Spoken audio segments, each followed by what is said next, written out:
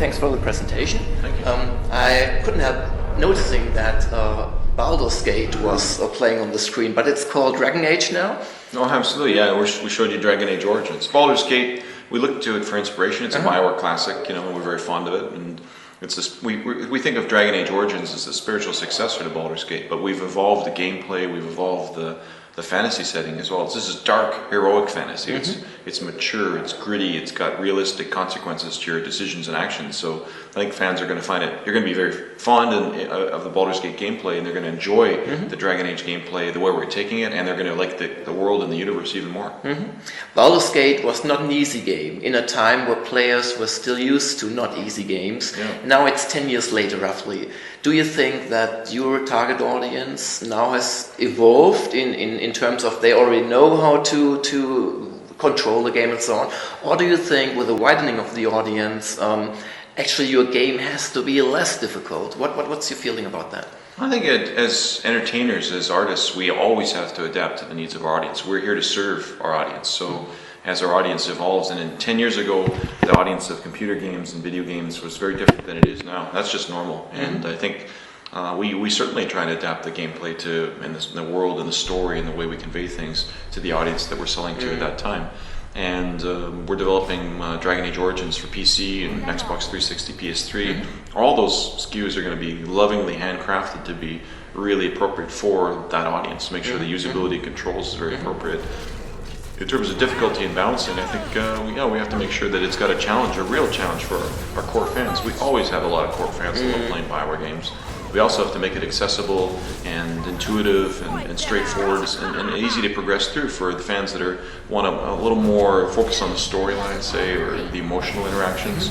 And both groups are right. You know, they're going to have a good time playing this game because we're going to make it possible to do things off the beaten path that are really tough and are going to make you feel really badass as a hero.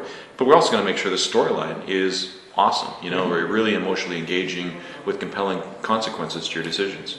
But in general, do you think games have to be a little easier than like 10 years before? Or do you think they can be harder because people are so much more experienced from a younger age to play computer games? I think you have a very good point there. The audience, the younger generations of audiences now are playing games from cradle to grave. And you know, it's an accepted form of entertainment, and I think it's going to become the dominant form of entertainment. And that's a good thing because video games, interactive fiction, provide the opportunity to be the actor and the director at the center of the experience. Not passive entertainment, but interactive entertainment where you're part of it.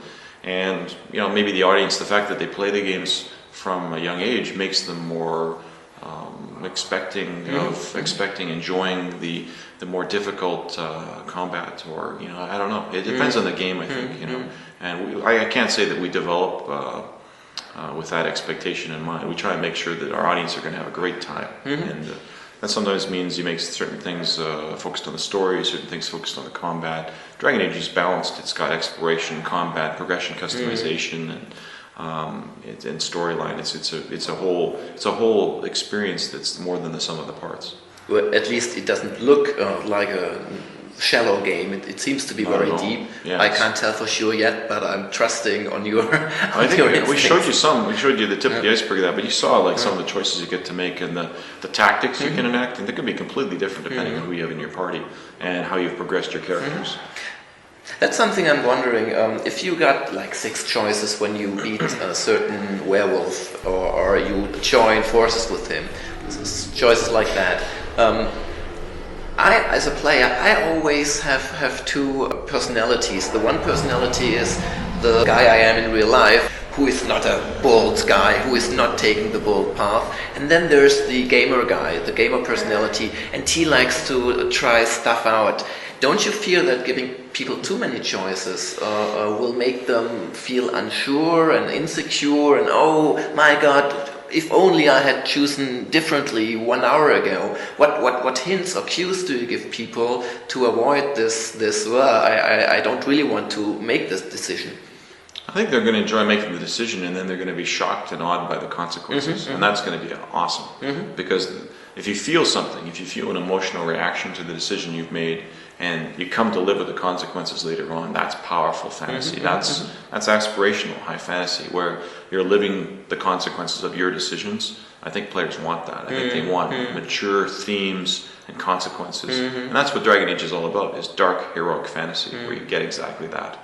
Do you think that people will go back to an earlier save game sometimes, or do you think the choices they made and the consequences are perhaps not always good or what they expected, but would still keep them going? I don't know. Depends. Do you think they're having fun? I mean, if they're having fun, I think they'll continue progressing along. If they're curious and they want to know what the other path was and they're having fun going back to see the other path, I think that's their choice, isn't it? They bought the game, they deserve to play the game the way they want to play it. And I think curiosity is a valid thing to have too. People have shorter attention spans nowadays. If I look at modern media, TV shows, how movies are cut nowadays in comparison. If you take a modern James Bond and look back at a 20-year-old James Bond movie, it's two totally different worlds. Still, you use like minute or 10-minute long cutscenes all the time. If what you showed us is typical for the actual game, don't you fear that people will just be not willing to spend 10 minutes watching a conversation? Can they stop it? Can they fast forward or something? Or will they no longer be able to follow the storyline if they do that? We provide a range of ways to experience the story, and certainly there's a range of types of conversations, short and long, and you're playing as the character, so it's a very, very different experience when you're playing that character and you've progressed your character to that point. Moreover, it's your origin, it's your choices to that point. You fought long and hard to get to that point. This is a reward moment, not a moment to endure through. This is a moment where you're really satisfied because you're playing in the heroic role, and it's you that got you to that point. I think players are going to relish and savor those moments. Instead of, I have only 5 minutes left, go on please. I think so. I think the great thing about role-playing games is they provide great value for money, and it's a rich experience, and you don't want to leave. So, in some ways, the longer you get to live in that role, the better. Still, I played a game last year called Metal Gear Solid 4, which required me to strategically plan when to go to the toilet, because it was like 40 or 50 minutes sometimes to watch a cutscene. Oh, yeah. What's your maximum roughly? We don't have anything quite to that level, no. That's good news. If you take your current game and compare it to earlier ones, of course there are more graphic artists involved, more technicians, engineers and so on. But what about the basic core story writing team?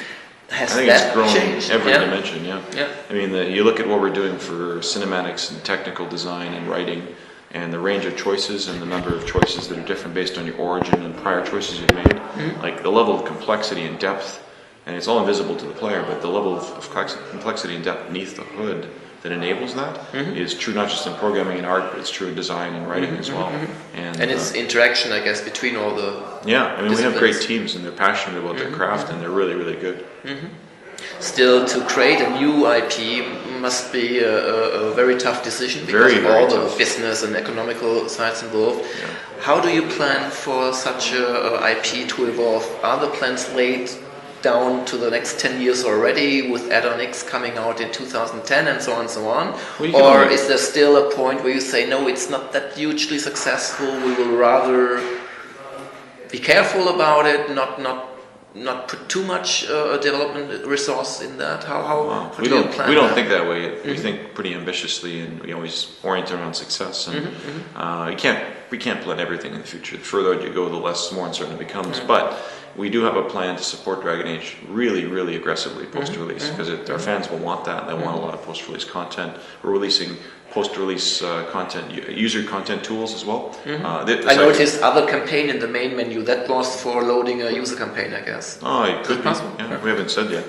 We're actually, I should say, we're releasing the content creation tools pre-release, so the fans will actually, some of them will get their hands on it before we launch the game, so they can start making content, preload the channel for that, and we're excited about that. And we're going to support it post-release a lot too. So we think of it as an online, offline experience. So single-player game, but with a lot of online community features as well. I think we have a goal of making games that probably are the one and only for you. I mean, games that are really emotionally engaging. And I'm just saying that it'd be nice if you can enable the audience the way they want them to play them, and whether that be with lots of other games or one game but with lots of other activities in their life, family and kids and sports and doing all kinds of cool stuff outside video games, and come back to that game, the Old Republic say, or Dragon Age Origins or other Bioware games hopefully, but enable that in a way that's accommodating to you.